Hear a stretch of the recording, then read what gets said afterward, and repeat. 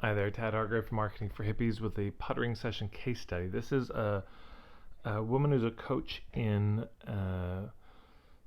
well, I won't even say the country, but she's in a certain country. It's in Europe. And she called me, she's in my membership program, and just was feeling kind of lost around the niche thing. And she couldn't figure out why she wasn't getting traction.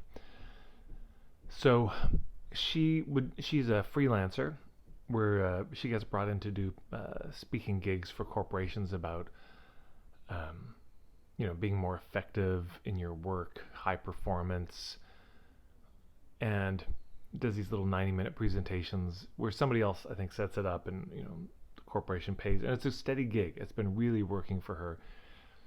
And she said, well, I'm wanting to do more kind of my own speaking gigs for these corporations. And then she started talking about, well, it's all about peak performance, and it's this mind-body connection, and the reason that we're struggling is because the way that we're working doesn't work for us, which is a nice turn of phrase, pithy, makes you think a bit, but still pretty broad. And I said, so that makes sense. I said, but wait, who's hiring you? And that's an important question. Who's hiring you? Well, who's hiring her are it'd be the CEOs, the human resource managers, the upper level manager, whoever it is. That's who's hiring her. So I said, you've given me the island A and B for these women entrepreneurs, but what is it for the people actually paying you? Or sorry, not for the entrepreneurs, for the employees. But what is it for the manager? And she's, she paused. She really hadn't thought that through. I said, but they're the one paying you. So that's where you have to focus. What's the problem with the manager? He said, well, I guess that, the retention and people being sick because they're not healthy and all this. And I just said, here's what's losing me is this sounds like every other corporate consultant in the world. And she got so deflated. Oh, I said, there's just nothing unique about this that I'm hearing anyways. Because if you go to an employee in a business and you say, look, the reason you're so burned out is because the way you're working isn't working. I mean, they look at you and they say, obviously, there's something about that. But I said, and I imagine the managers know this too at some level. So it's not, that alone is not enough, though it makes you wonder and curious, ask more. Well, what do you think it is about the way we work? But I said, and the challenge is, if you go to me as an employee and you say, hey, here's the problem. Because she said you would do an audit, a kind of mind-body audit for them to figure out what the sticking point is. Okay, so it's their physical health. It's their mental health. It's been a rough past couple of years in an insane society anyways that was rough before the lockdowns. But so what are you going to say to the employees then? Hey, you need to work out more? And they're thinking, well, that's probably true. But what's my motivation? To make my boss richer? I mean, why do they give a shit? Why do they want to? Now, maybe they just don't want to be so miserable in their work and they're interested in it. But for me, the stakes felt a little low.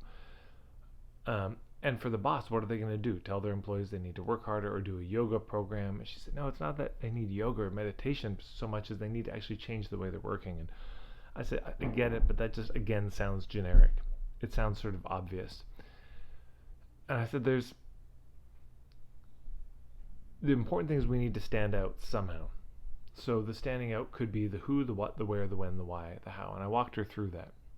So I said, you may work with a different community than other coaches work with. That was the other thing. So she was doing this corporate stuff, but she said, but I want to work with women entrepreneurs. That's what I really most want to do in group coaching program or one-on-one coaching. He said, but she said, it's so hard getting clients one-on-one coaching. And I said, what about group programs? Oh, that's really hard. I said, okay.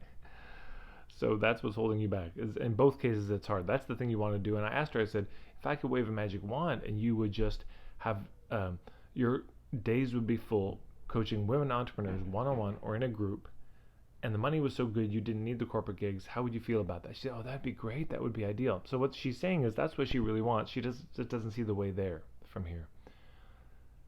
So I said, okay, you're struggling with this. But I said, I had her map out like what would be the 5-year plan. Because sometimes people freak out. They think, oh, I've got to, that's who I want to work with, but I can't see the way there. So I'm just going to keep doing the safe gigs over here, but never build a bridge. So I said, let's imagine in 5 years you're working full time only with women entrepreneurs. And she said, okay.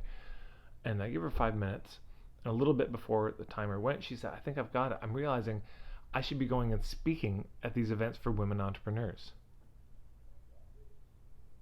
I don't know why I haven't thought of it, but I should be speaking at these events, and that would get me in front of people, build my list, build my reputation, give me a chance to work out my message. I might get some clients, etc. I said, that's a great idea. And women entrepreneurs, there's still a lot of coaches out there doing that, and men reaching women entrepreneurs. And she said, oh, I'm deflated again. I said, I think it may be a question of who. And I could hear a bit of an accent. Well, everybody has an accent. But she lives in this country, and she didn't have the accent of that country. So I just said, well, it could be. I gave a few, but I also tossed in immigrant. I wanted to see if she might grab that, and she did. She said, well, I'm an immigrant. I said, oh yeah, where are you from? And she said, oh, I'm from this other country. And I said, has that made it harder for you, maybe to be an entrepreneur? So tight. And she said, yeah, because you never know where you belong, and the language thing, and it's tough. And I said, if you were to take this country you live in, and you were to become a hub for the immigrant women entrepreneurs, I said, I bet you that would go really well. Because first of all, there's already resources for them out there. I bet.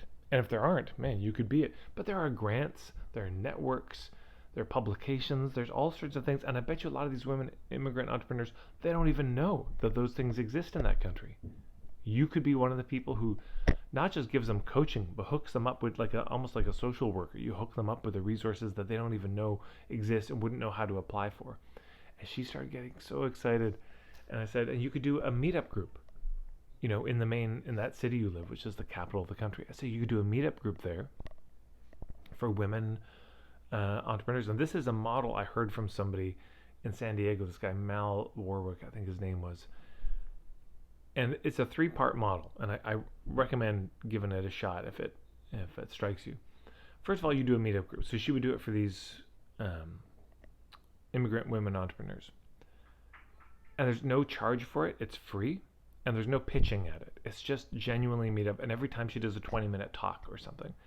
That's step 1. Step 2 is then you say, hey, I've got this quarterly or monthly intro workshop I do, 2-3 hour workshop. It's normally $50, $30, whatever, for the public. But because you're a member of this meetup, you're welcome to come for free. And you could do that as an announcement. Just say, hey, I've got a free workshop, no pressure, but it's there. Come if you like. Or she could just do it one-on-one if that felt better.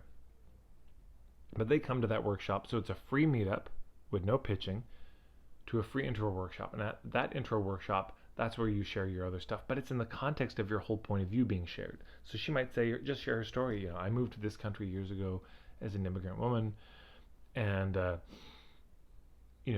real struggle to start my business for all these reasons. And a lot of them would probably be nodding and say, oh wow, me too. And then she says, so here's my take on how we succeed as immigrant women entrepreneurs, and it starts with taking care of ourselves and our bodies, the whole mind-body connection, and looking at the way that we work.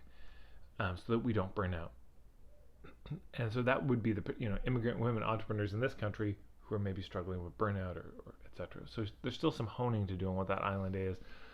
But she shares that and then says, and if you'd like to work with me, I've got one-on-one coaching, or I've got these group programs, let me know. There's the offer. Yeah. So she was so excited when she got off the phone. I never thought about that. This wasn't even on my mind when we got on the Puttering call. And then I just said, then go check it out. See if it works. Do some research. See what's already out there. Maybe there's already a Facebook group. They probably need help moderating it, and you could help. Or maybe there's already a meetup group. You could just attend it, or you could help lead it, or all sorts of things like this. It was amazing. As soon as we honed in on, okay, the where may be a factor, just this country. So then there's a bullseye. Immigrant women entrepreneurs in this particular country. Right, that's a niche, that's a bullseye. That's who she wants to work with. Again, with a bit more honing around what's the problem they're struggling with that's particular to them as immigrant women entrepreneurs in that country. But somebody may come and say, well, I'm a immigrant woman entrepreneur from another country. Is that okay? In fact, I'm one from a country that's not Europe. Is that okay? It's not a colony. It's not a colonizing country, but is that okay? And it might be, I'm a woman entrepreneur, but I'm not an immigrant, but I resonate with what you say. And so there's multiple rings out. And you can be explicit in niching without being exclusive. Yeah, you can be explicit without being exclusive. So she could say, no, I only work with immigrant women because that's my specialty. Or she might say, no, fine, come in. It's up to her. But I think you'll find that you get more interest if you really narrow in on a particular niche rather than I just work with all women entrepreneurs everywhere in the world dealing with any issue. Because there's too much out there for that. So I recommended that. There's something called the positioning matrix, and if you search on YouTube, Danny Innie, Tad Hargrave positioning matrix, Innie spelled I-N-Y, you'll see a great conversation. He shared some really brilliant thoughts on this. I recommended her to do that. And anyways, I just thought I'd share that. I just got off the call with her. It went so. I wasn't hopeful though. I'll tell you what. The first 40 minutes, I just thought, oh man, there's nothing here. I don't know if I'm going to be able to help. And if we hadn't stumbled across that at least potential niche, that focus on the who and the where, I don't know if we would have. We could have come up with anything. It all starts with the niche. If you want more support in all of this, of course, marketingforhippies.com, I've got a starter kit, marketingforhippies.com/steps. I've got the 5 fundamentals laid out with tons of content. There's so much free stuff to check out. You can take a gander there. I've also got my membership, marketingforhippies.com/membership, that you're welcome to check out if you'd like to work with me more ongoingly. That's all. Thanks so much.